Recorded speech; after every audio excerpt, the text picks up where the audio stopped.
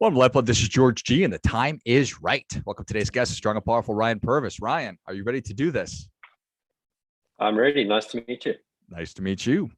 Ryan is the head of solutions for Lakeside Software. They're a global leader in digital experience monitoring, working to improve the everyday digital experiences of employees. Ryan, tell us a little bit about your personal life, some more about your work, and why you do what you do. Great. Thank you for having me. So I am a South African living in the UK.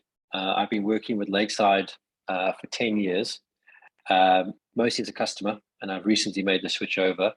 And we've been doing a lot around digital employee experience, which is measuring what is happening on a user's workstation to help them to do their work better and have the right tools.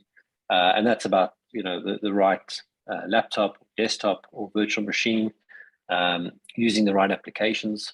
And if they're not using applications, taking those things off the desktop to improve performance and experience. And as most people have now realized through a pandemic, the ability to work remotely requires having the right tools, the right connectivity, and the right access to things. And we've been helping companies do that with and help their employees. Nice. So how does it actually work? Lakeside is on my machine, and it's just observing how I'm interacting. Yeah, correct. So we have a cloud offering, so customers can sign up and get our cloud tenant, deploy the agents to their desktops, and then yes, the agent sits in the background. It's monitoring real time what the user is doing. There is anonymization built into the product, which can be switched on. But in essence, we can know which applications you're working in, how your memory, your CPU, your disk is behaving. And then that can be used as a way to decide, have you got the right size laptop, the right spec? Are you not utilizing software in the right way? Are there licenses we can reclaim because you haven't used a certain version of a product? So if we said like Adobe, a lot of people think they need to have Adobe Writer to create PDFs, so they pay whatever the $1,000 it is for that license. But in reality, you could probably get away with the built-in PDF writer that comes with Windows and the Adobe Reader, which is free, saving the company money. And if you've got 10,000 users, that could be a couple $1 million that you're saving, or just reclaiming licenses. So it's very much about making use of data to make good decisions, and that's what our product does. We have quite a deep collection of data that we collect, and quite a wide set of touch points, so across the entire desktop. And the way we interpret that data and bring insights from that, we give decision makers good information to make good decisions. And how this is obviously a big problem, otherwise Lakeside wouldn't exist. What is the scope of the problem? Well, there's so many use cases. I think that's where it is. If you've got this kind of thing in place, and I've walked into organizations where they don't have it, and people are making decisions based on opinions and guesses and estimations. And I'll never forget one of my first weeks in a job, and one of the senior guys came and said, "Should we get everyone second screens?" And I said, "Well, if you look at the science, there's definitely a productivity gain. But I can't tell you without having something to measure it." And that's something we can answer that question. We can tell you if someone needs a second screen straight away, because we see by user behavior and what they're doing switching between apps. If they're switching between apps a lot, that probably means that they need a second screen to have one application on one screen and the other application on another screen, and they can be 30 to 50% more productive with that sort of thing. Yeah, so that's in my thought. Yeah, no, I appreciate that. And so just that's a good example right there. And you can actually track just how much time, and that could be, I think you said 30%. It's obviously going to be dependent on each individual and all that good stuff, but it works out to be like a lot of time. Oh, definitely. And I think that was actually a study by Microsoft, and I'm talking probably 10, 15 years ago. When that study came out. So, and I don't think the numbers have changed that much, but I can honestly tell you that, I've moved away from Windows to Mac, and I use my iPad as a second screen. And I notice just by doing that how that benefits me. If I'm sitting somewhere in a coffee shop and I want to do something, it just makes that easier.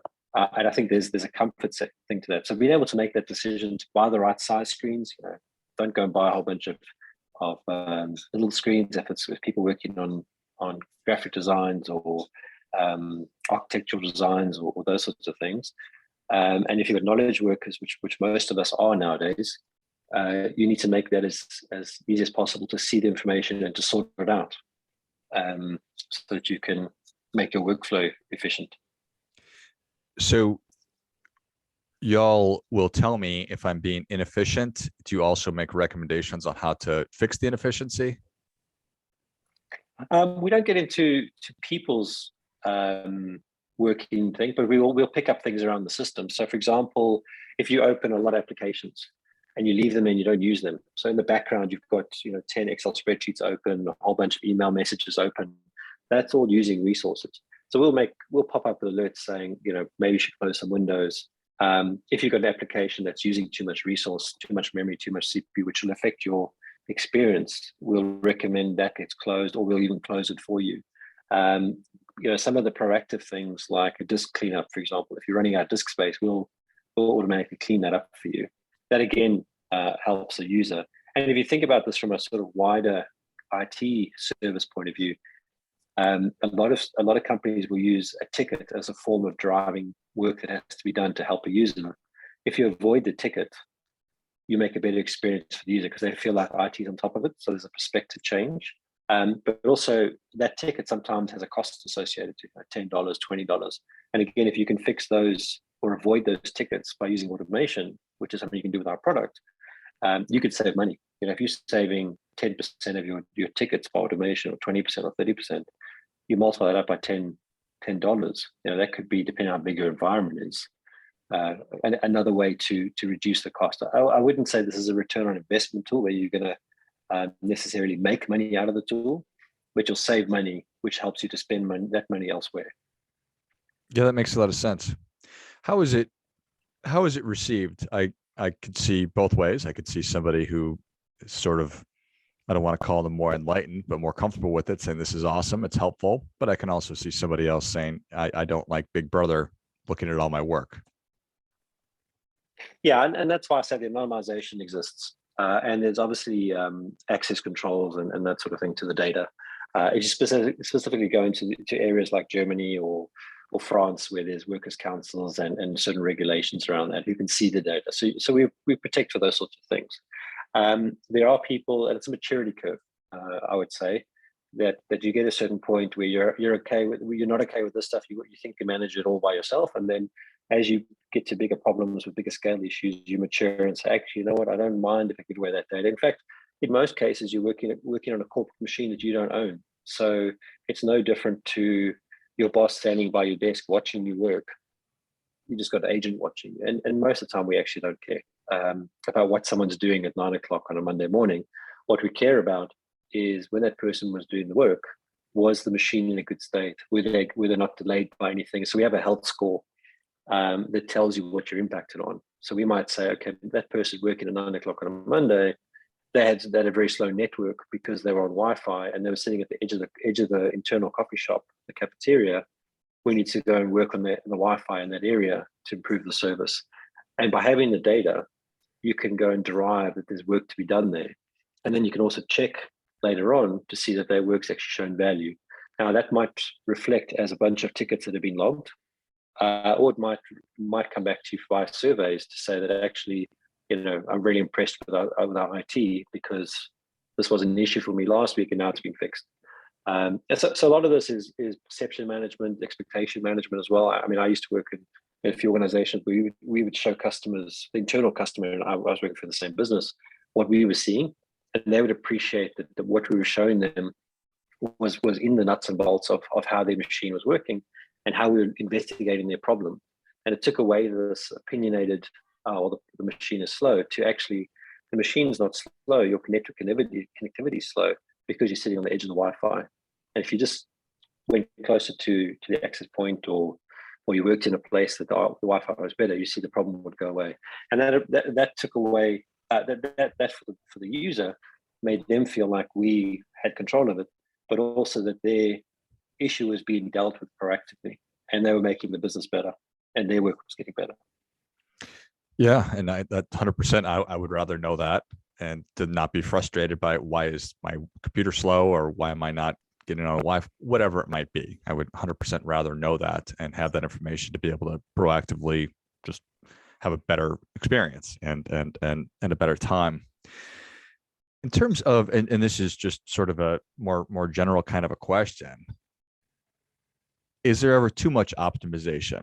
And maybe that's just kind of a dumb question, but I'll throw it out there.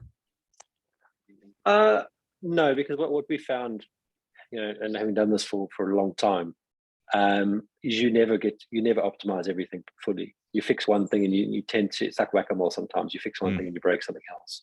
Or by fixing this one thing, you now notice two other things you hadn't seen before, which now also need to be fixed. So there's always something that could be improved on. And I think that's one of the beauties of the space is that, with using this sort of tooling, is you can see with empirical data something that is changing and being affected by what you're doing. And often what was happening without having these tools, and I've worked in organizations that haven't had these tools, is it's a lot of subjective guessing to what's causing the problem. And that wastes a lot of time.